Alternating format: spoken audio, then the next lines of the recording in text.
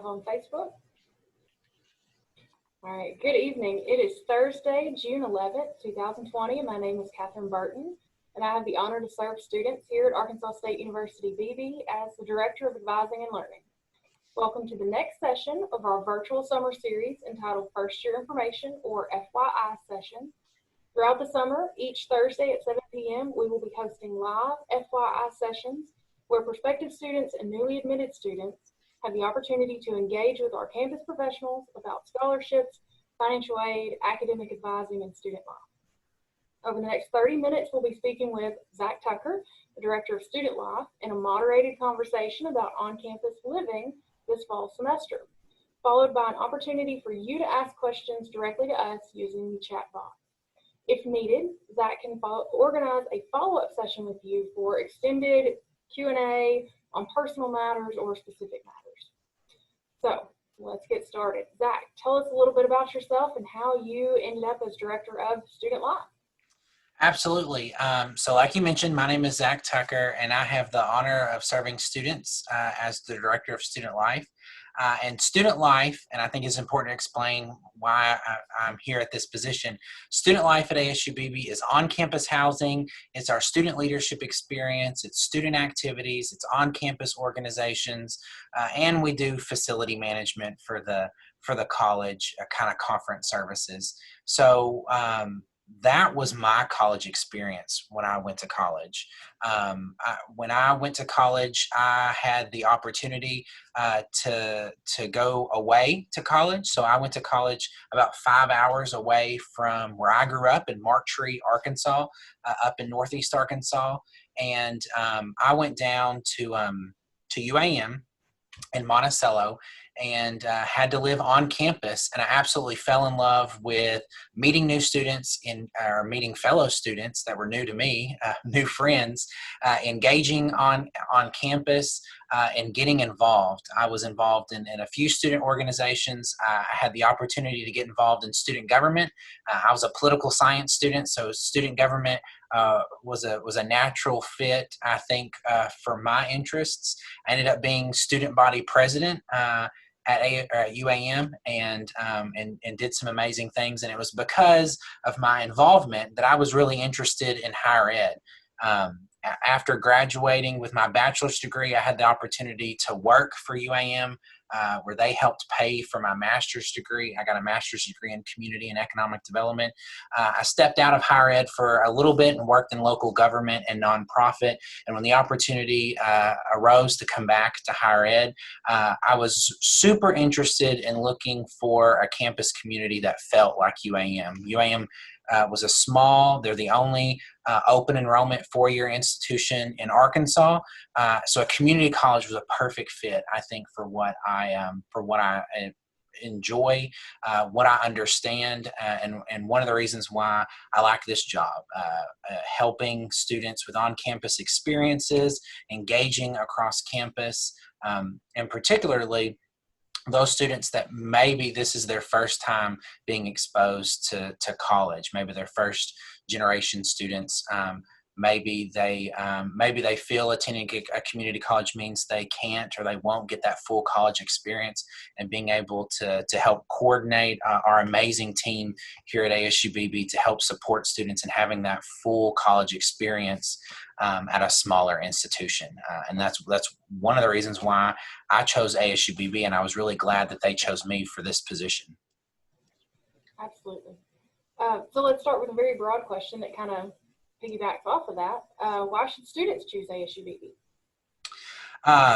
Absolutely. So one of the big reasons, like I mentioned, and we've mentioned before in these FYI sessions, is there's a great opportunity to stay local. So a lot of students don't have the opportunity like I did, or don't feel comfortable, particularly right now with the coronavirus, to move 5 hours away or across the state to go to college. So students in our service area that are around Beebe, or at least the central northern area of Arkansas, have an opportunity to go someplace close but still get that full college experience inside the classroom and outside of the classroom.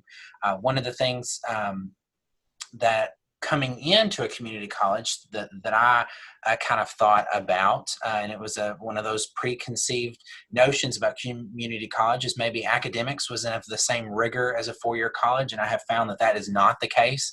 ASU-Beebe is a full liberal arts college with a band program and a choir program and theater, and there's still the same academic rigor in all of those classes that you would get at a four-year institution, but also the things that we provide outside of the classroom, whether that be student organizations, whether that be trips where we travel and take students all across the country to help get outside experiences, the activities that we have on campus, and really the full family environment that faculty and staff have with students where we support each other. I think that's very unique to get that in a small campus that's close to home, and ASU-Beebe fits the bill. And I think that's one of the things that makes us unique. So as a community college, we know that several of our students live within a commuting distance. Since we're here to talk about on-campus housing, why should a student that lives close, or their family lives close and nearby, why should they choose to live on campus? If we have, a lot of Beebe High School students that are right across the street. So why would they choose to live on campus? Absolutely. And it's funny that you mentioned our Beebe students. Every single semester, we end up with residents that live on campus and their parents live 3 blocks down the road, but still choose to move on campus. So one of the things I would say to students that maybe are thinking about price, right? Maybe they're choosing to come to a community college for affordability, and they're thinking, well, if I live close to ASU-Beebe's campus, why would I live on campus and then have to pay room and board on top of tuition? One of the big things is this time in every student's life, the time that you're 17, 18, 19, that you're going to college, you have the opportunity to do more than just to get an education, which is the core focus of attending college. But also it's an opportunity for you to develop as a person, kind of for the first time independently on your own, to really be the adult, if you will, or grow into the person that you will be for the rest of your life. And what better way to have the opportunity to move out of the home, your family's home, for the first time in a safe environment on a college campus where there are tons of staff and faculty here to support you, where you get to establish your own your kind of own work schedule. You get to determine what habits, you get to determine what responsibilities that you want to take in a safe environment that's not necessarily with your parents, right? And I think that's a great opportunity. When I reflect on my time in college, I definitely, living in Northeast Arkansas, had an opportunity to go to a local college and stay home with my family. And kind of that was the plan, honestly, Catherine, before I decided to go to UAM in Monticello. And I'm so glad that I had that opportunity to kind of become myself, to gain independence, to kind of become my own person outside of my family. My family's still there to support me, and me still loving my family, but from a distance, so I can grow to be Zach Tucker, and do that in a safe environment to where when I know that I might misstep, there's a network of people there to help support me. So that was one of the things that I would say to people who live close, is it's still an opportunity for you to step out of the nest, to step out from your family's roof, and still be close, right? You can still go see your family every single weekend. If you don't want to do laundry in the hall, you can still take your laundry home and have mom help if you want, or use mom's laundry facilities. But for the most part, you can become that independent person while still being close to home. And I think that's one of those unique things about ASU-Beebe and our location. Absolutely. So for those people that might be familiar with the residence halls from years ago, those are not the same buildings that students live in today. Those of us that maybe remember the window units in each room and the community restrooms on each floor, what do the residence halls look like and feel like now? How are they improved from that time? Absolutely. So one of the unique things about ASU-Beebe is we've always had on-campus housing. So from the day that our college was founded in 1927, we've had dorms or residence halls of some variation on campus. So there are a lot of people who might be local who remember attending ASU-Beebe decades ago, or maybe new family or friends that went to ASU-Beebe and remember those kind of, I said the word, dorm style housing, cinder block building with very small footprint for a room. You had to go down the hallway, share one bathroom with 30 guys or 30 gals. And that is not residential living at ASU-Beebe today. The two residence halls that we have on campus today, Horizon and Legacy, they're located just behind the Student Center on Orange Street. They were built in 2011. They're actually currently, right now, the newest construction residence halls in the entire state that are completely open to any first-year student. So you don't have to be an honor student. You don't have to be part of a certain living learning community or have a certain GPA to qualify to live in these new residence halls. These are the only two halls we have. So every single room is basically the same. They're new construction sheetrock buildings. The double rooms, we have double and single rooms. Those double rooms are about 200 square foot in footprint, the physical room, not counting the entryway and the bathroom.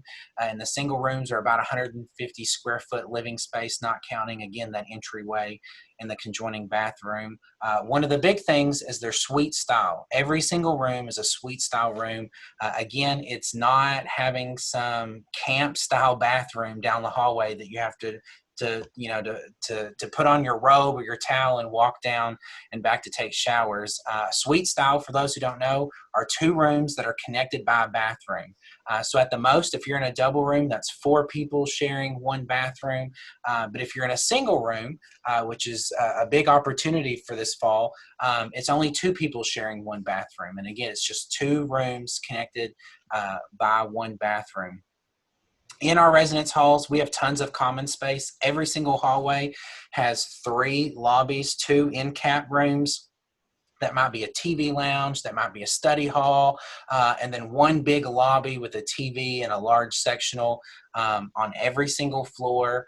And then particularly in the rooms, the furniture was all purchased in 2011 too. So it's new furniture considering for a college residence hall. In the double rooms, we have loft style beds. So they're beds that are twin extra long that you can arrange up and down. And we have pictures on our website for you to go look at. Every resident gets a loft style bed, a 3-drawer dresser, a locking side table, a desk and a chair, and a private closet. Privacy is one of those that I know that's important for our residents. And even if you're doubling up and you're in a double room, there are 2 separate closets that each have a lock that only your room key works. So your roommate can't get into your adjoining closet. Those single rooms, they're a little bit smaller.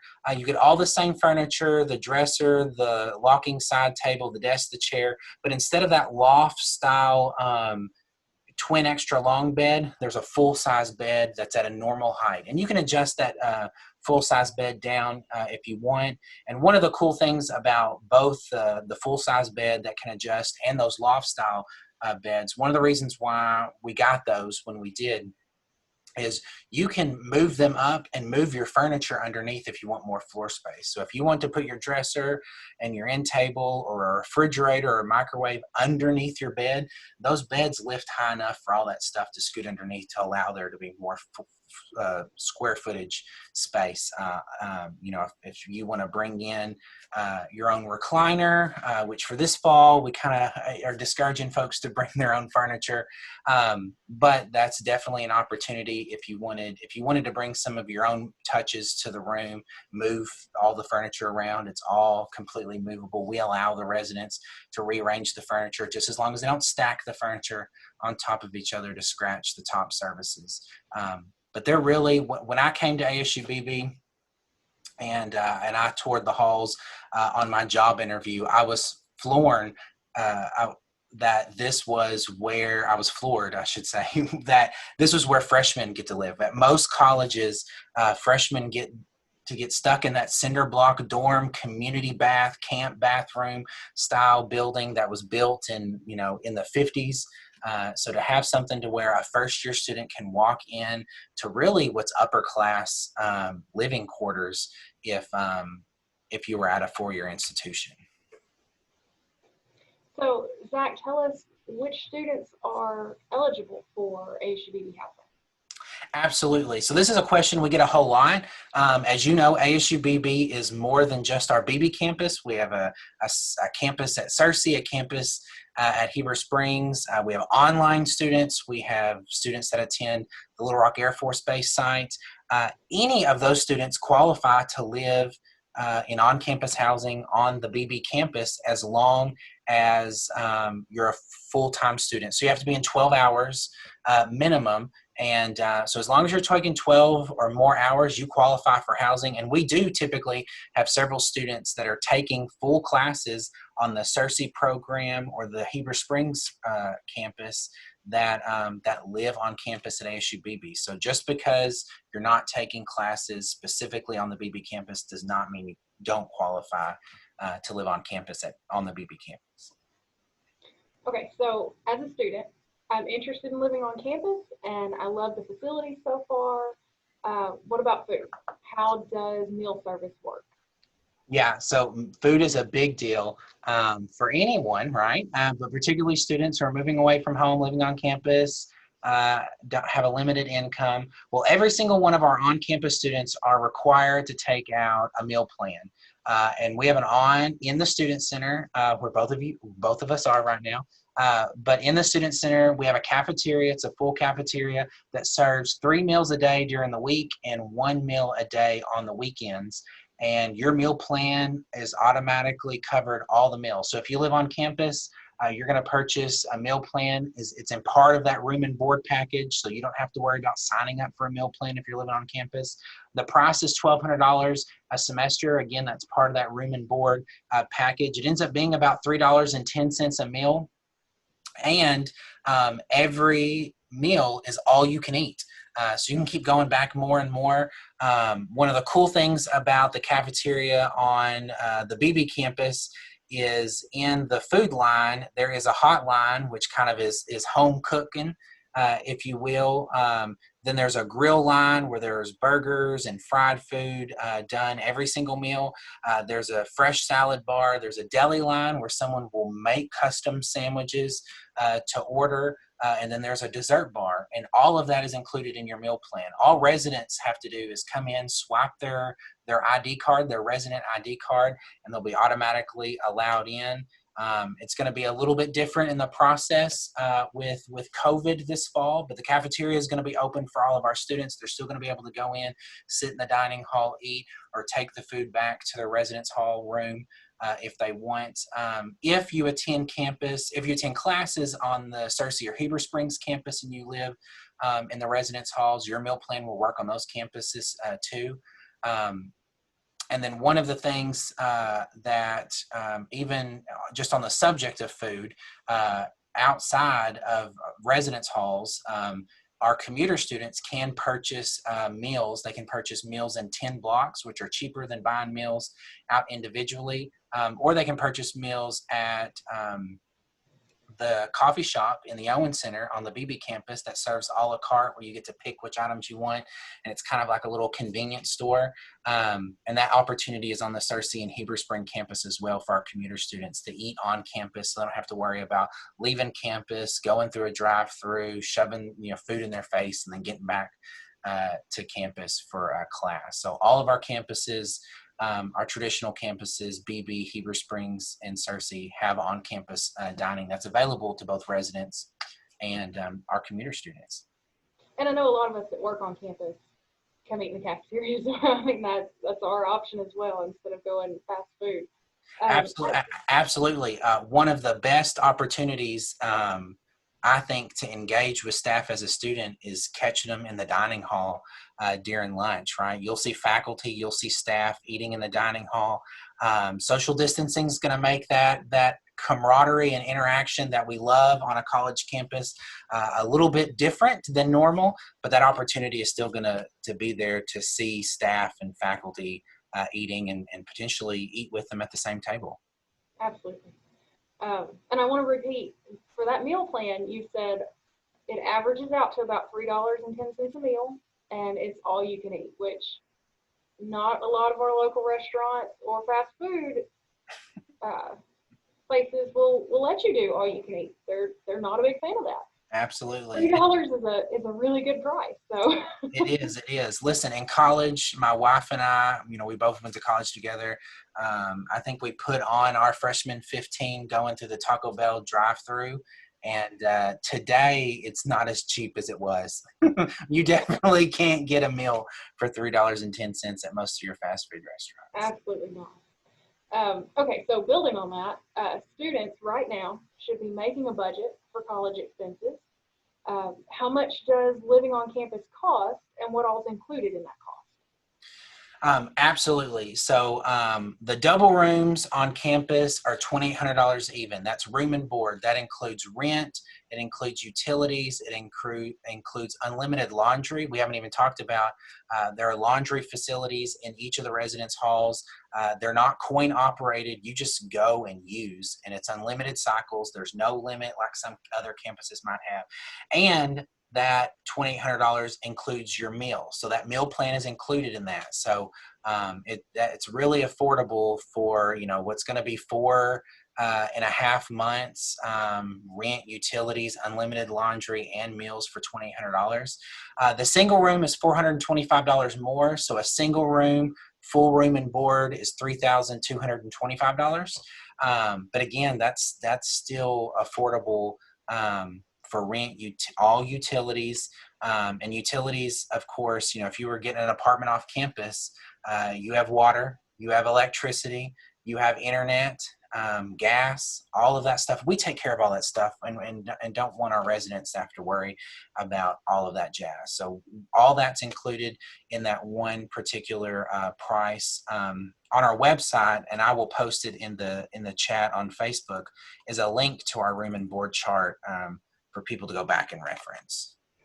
And that's a great example. A lot of people consider off-campus apartments because they might think that it's a less expensive option, that you can budget and save, and that's typically not the case when you really break this down to what you would be paying for, especially considering the meal plan. And when you think about the services, you're here for classes. Cable and internet is run by our ITS group, so they're kind of in charge. If something goes down, we actually have people here. You don't have to call whatever local cable company to figure out when you can have someone come out. So that's a big deal as well. Absolutely. And just one extra thing on internet is each of the rooms have 20 megs of bandwidth. So I promise the internet in your room is going to be faster than the internet in the classroom.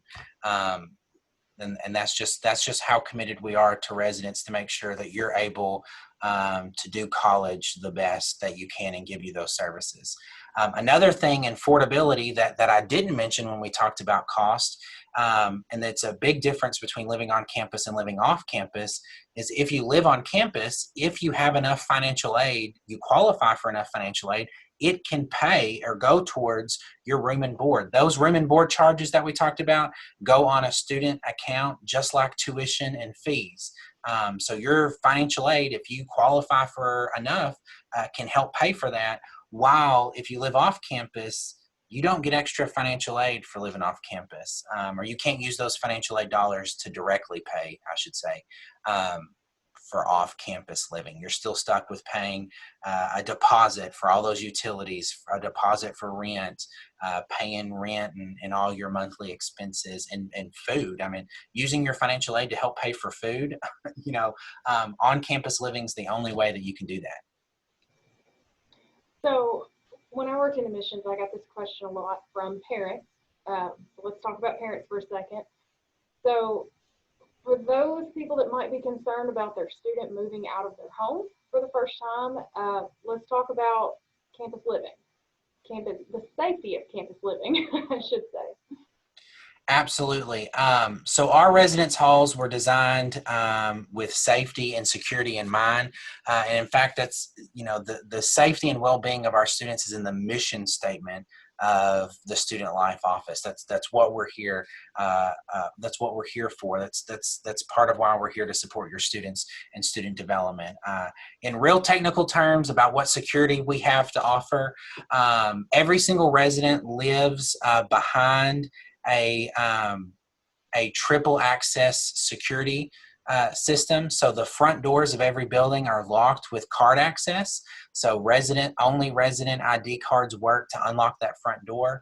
Every single living hallway that has rooms on it is behind a security door with card access, and only residents that live in that particular building are allowed to swipe access to that hallway. And then every single room has an old bolt lock action key that only the residents' keys work towards. So every student is behind 3 levels of security. When it comes to key access or card access, we have cameras 24/7 all over the building. And in addition to having university police on duty all the time on campus, so we have police officers that work for the college that are based on our college campus at Beebe, who are here well into the wee hours of the evening. We have 2 live-in professional staff members, one that lives in Legacy, one that lives in Horizon, that live in the building with the residents to respond to any issues or concerns that might come up. And then in addition to those professional staff members that one lives in each building, we have 12 student staff members that are scholarshiped and highly trained to help respond to students' needs, that kind of act like student mentors. We call them resident assistants. They're student mentors, but they're also the first eyes and ears in the hall that are there, and they live on every single floor. So there's a staff member 10 doors down from where your student would be living in the halls. And one of the things that we do every single year is we report all of our safety and security information to the U.S. Department of Justice, just like every other college and university. And when you go look at those campus safety reports at the U.S. Department of Justice website, you'll see that when it comes to safety and security on campus, ASU-Beebe is tied for the safest campus in the state when it comes to the things that people think that might happen on a college campus: violent crime, petty theft, that sort of stuff. If you go look at that report, that's a public report that parents can go look at themselves. They're going to find, and I really think it's because we're a small community, right? We're not a big campus housing thousands of students where it's easy for a student to get lost. We only have 248 beds, so less than 250 residents are living on campus. It's real easy for us to engage with every single one of those students throughout the year. And I think we do a good job at developing a family environment between residents, so they keep an eye out for each other, kind of see something, say something. But then we also have a high staff to student ratio in the halls to help assist with that, plus all the technology and safety. And I think that's one of the reasons why we're one of the safest campuses in the state. So in all of these FYI sessions, we've been talking about timelines. When to apply, when to get your FAFSA done, when to get your scholarship done, how to get your class schedule done early. So it's mid-June, June 11th. Can students still apply for housing in the fall? Is there still enough time? Absolutely. We don't have a lot of bed space left. We're meeting our completion point, but we still have bed space available. And yes, if you're considering living on campus, if that's something that you think you're interested in, apply. You just go to asub.edu's website. I've posted a link in the chat on Facebook. But you go to ASU-Beebe's website, you'll see a blue bar that says Campus Life. Click Campus Life, then you'll see housing in that blue drop-down box. There's a link to the application right there on our housing page. Apply, because you'll get placed on a waiting list if you're not automatically given a room if we happen to be full. And we have drops all the time, right? Students change their decision financial aid doesn't work out the way they want, they decide that they don't want to take 12 hours. There are so many reasons why a student might be assigned a room and be committed to live on campus and change their mind before move-in day. And so if you're interested at all, apply. There's a $150 application fee that is due. Right now, we're not requiring those application fees to be paid until July 1. So if you're out there and watching this and you've already applied for housing and you've gotten your confirmation letter and you haven't paid that $150 housing application fee, go ahead and do that in the coming weeks. You can call us at our office at 501-882-4491, and we'll connect you with the cashier's office to get that paid. That's going to be the first step to advancing forward after we do room assignments for the fall. One of the things I will say is due to COVID-19, we're offering a priority for single rooms with an option for students to request a double room. And in the next couple of weeks, we're going to be emailing students with instructions about what that exactly means and how to request their room and get their room assignment as we're finalizing plans of what exactly fall housing assignments are going to look like. But definitely, if you're interested, apply. So you mentioned COVID-19, and I will say we're probably going to go over a little bit on our 30-minute goal. But living on campus is a huge decision, and this is a lot of information that you want to have ahead of time. So I think this is good information that students need to have. So it's worth going a little over time for. But let's talk about that a little more as far as safety guidelines and what we're expecting. And I want to see if you can cover briefly what we're anticipating move-in days to look like. Absolutely. So typically move-in day is one big exciting day where all across the country, colleges and universities invite all of their residents to campus at one time with their family to do the check-in process, get their keys, sign leases, sign forms, move in, kiss and cry. This semester, it's going to look a little bit different. We're still going to provide families the opportunity to have those special moments, which we think are so important to the full college experience and college success, and not only supporting families and the parents of students, but also supporting the students themselves. We're planning to have multiple days of move-in. So instead of one big day, there's going to be multiple days that are going to be held the week before classes. It's going to be about 4 or 5 days for residents who will have the opportunity to schedule a specific time slot that's available for them, that's best for them, that week of August the 9th. Again, we'll be sending out an email in the next couple of weeks with more details about what that exact process is going to be. But that's kind of the first thing that's going to be different. Residents are going to be able to look at a calendar, see all the time slots, pick a time that is that's the best for them, and that's when they'll come to campus is at their scheduled time. 3 residents will be allowed to check into each building at a particular time. So that's part of that scheduling process is we want to limit the number of families that are on campus at a particular time so that we're the most safe. Residents and their family are not going to report to the residence hall at first, like typical. They're going to report to a tent that we're going to have set up in the Owen Center parking lot just beside the residence halls. And this year we're going to try a central check-in point. So typically you go to your hall, you stand in this long line and wait to see an RA to fill out the paperwork and get your ID card to get your key. We want to do all that away from the halls in an open space where students will be able to take their picture to get their ID card printed. While that ID card is being print, we're going to screen it, the resident and their family, take their temperature.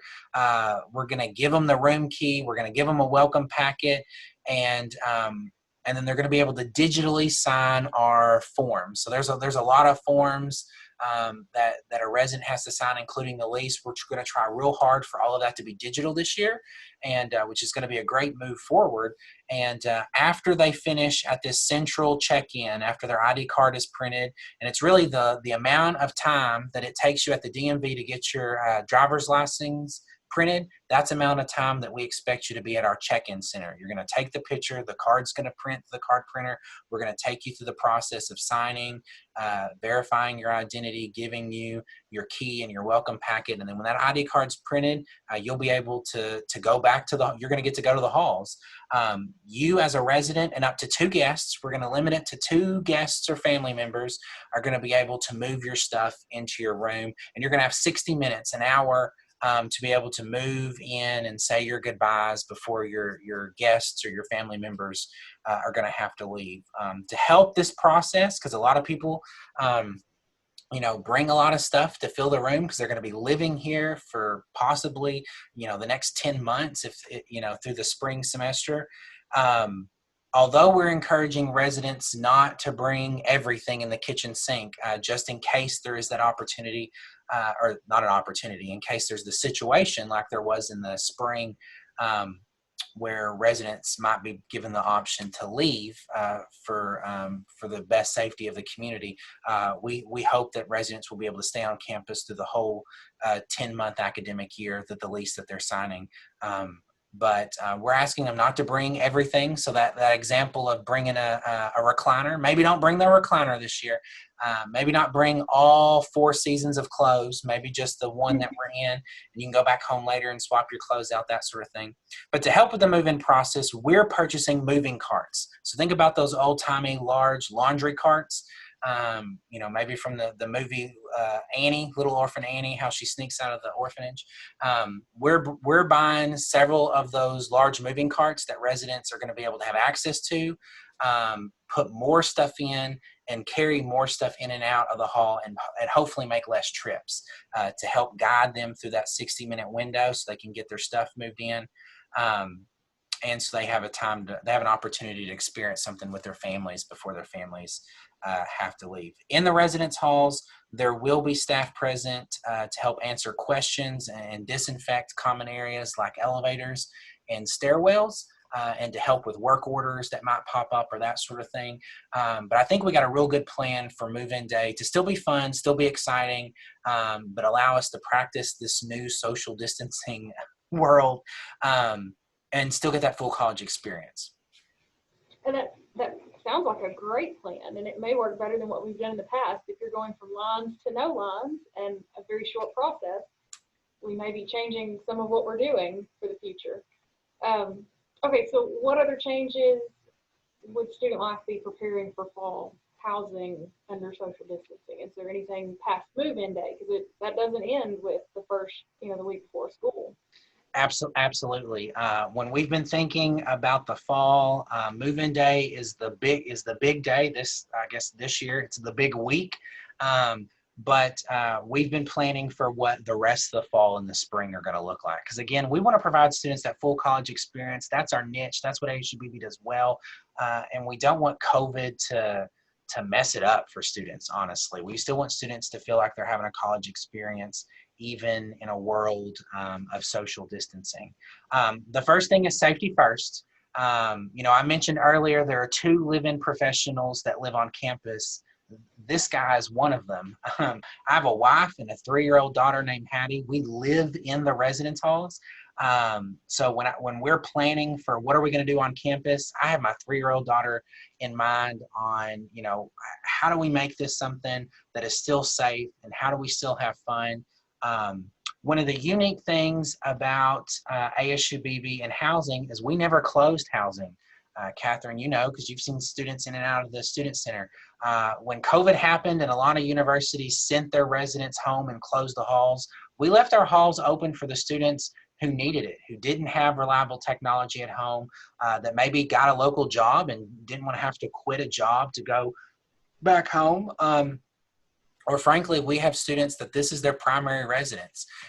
So we left our halls open. We had about 60 students all the way through the spring semester. We have about 20 students on campus right now during the summer semester. We're going to have more for summer too when Upward Bound brings their bridge students on campus.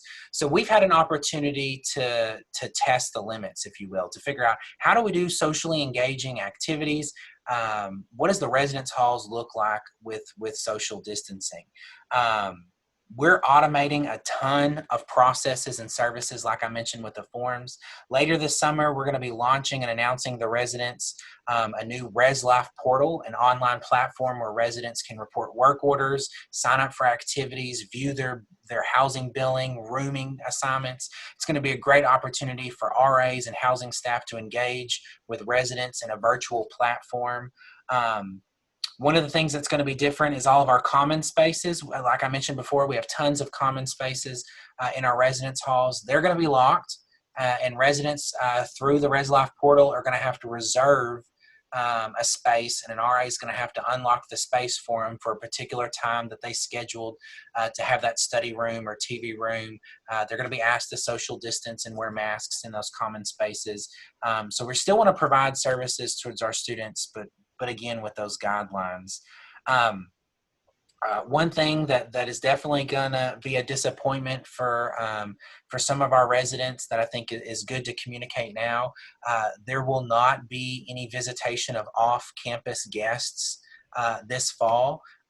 So if you have someone that you want to come visit you that is not a current on-campus resident, they're not going to be allowed to check in or visit you in the hall this fall due to COVID-19. However, we are allowing on-campus visitation. So students, if you live in the residence halls on campus, whether you live in Horizon or Legacy, they'll still be able to check in at the front desk and during those visitation hours that we have published. So we're not getting rid of visitation completely, but we're definitely keeping it to a safe environment that we know that is being monitored and accessed. With that, student residents are going to be required to be screened and have temperatures taken regularly throughout the semester. We don't know exactly how frequently that's going to happen, but we do know that's going to happen. That's with all the guidance that colleges and universities have been given. Wearing masks is going to be a required reality in all common spaces, whether that's in lobbies or the student center or classrooms. Wearing masks is going to be required on campus, whether you live on campus or you're a commuter student, but that's an expectation that residents are going to have. They're going to be different.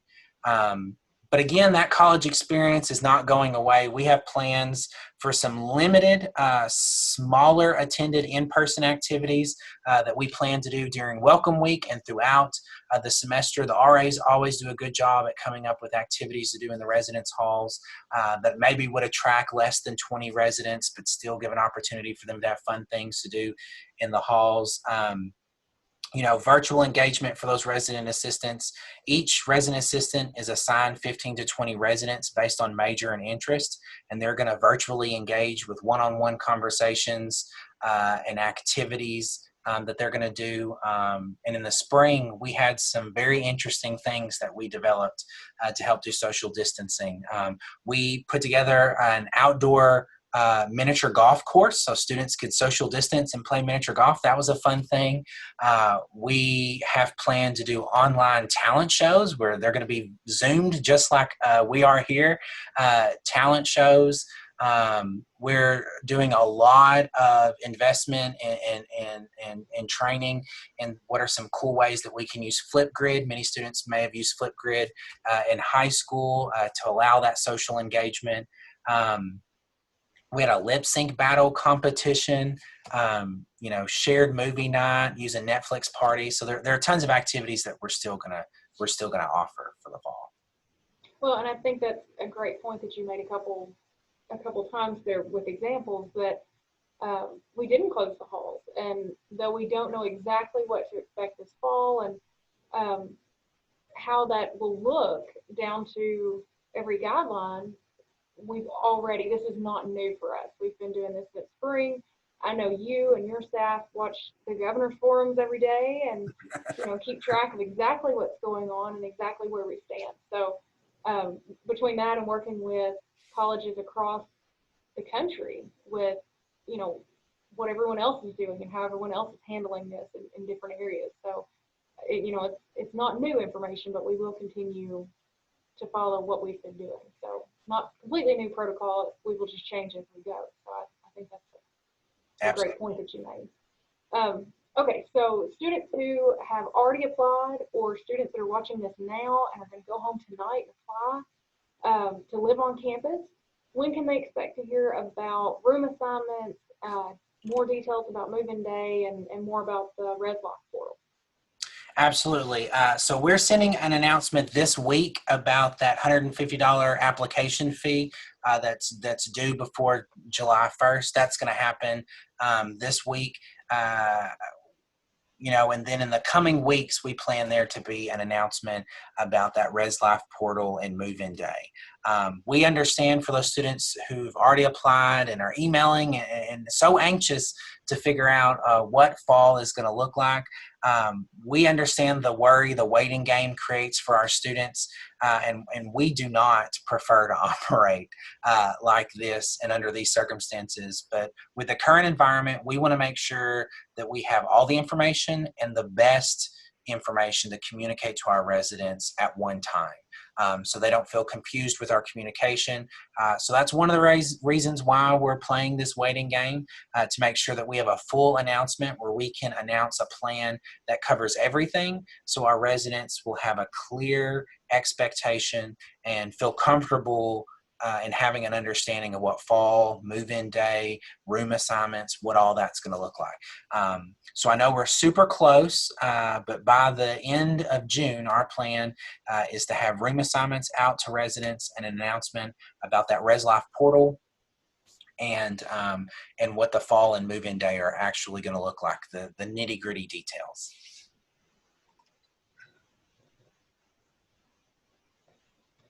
All right. So as you, because Zach is handling all the technology side of this as far as being live on Facebook. So as you kind of check through whether we have any comments or questions so far, I think you had mentioned that you had a question for me. Absolutely. So I know from the two of us being colleagues and interacting together and planning for new students to arrive on campus that you yourself lived on campus here at ASU-Beebe. So one of my questions to you, since this is a housing episode, is what was your favorite on-campus memory or experience at ASU-Beebe? Several. There are so many. So I will say one of my favorite things about living on campus, we had a hall director that periodically would make us homemade cookies and would come around to, and I expect you do this as well, and if you don't, you should, would come around to all of our rooms and just knock on the door and say, I made cookies for everyone if you would like some. And that was, for the students that were homesick, made all the difference. And we had dry erase boards outside of our rooms where we could leave each other messages and talk. I know the students still have some of that.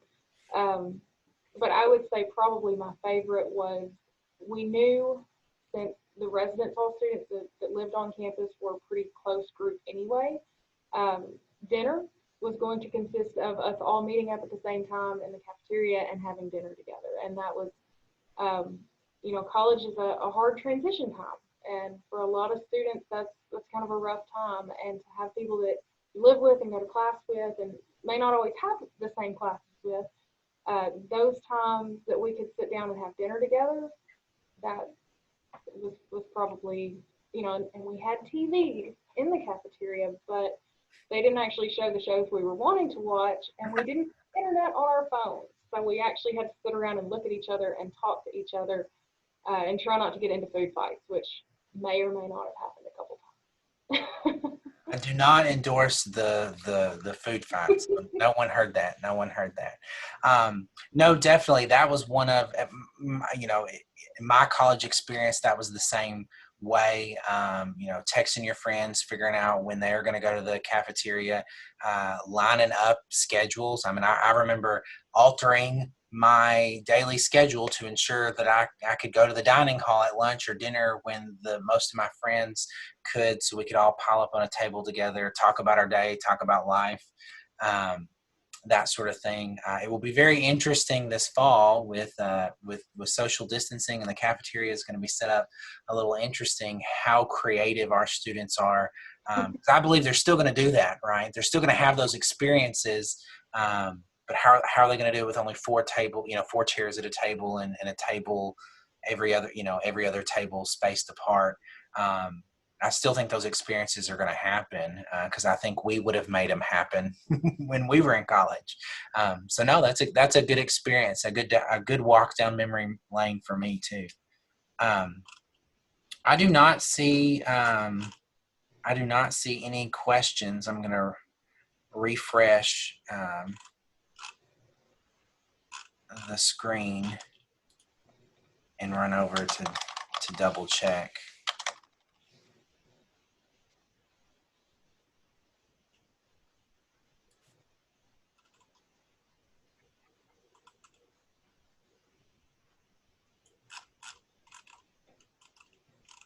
So I will say while you're checking that, if you have any questions later for Zach or his team or any of our staff at ASU-Beebe, after watching this recording, you can email your questions to newstudents@asub.edu.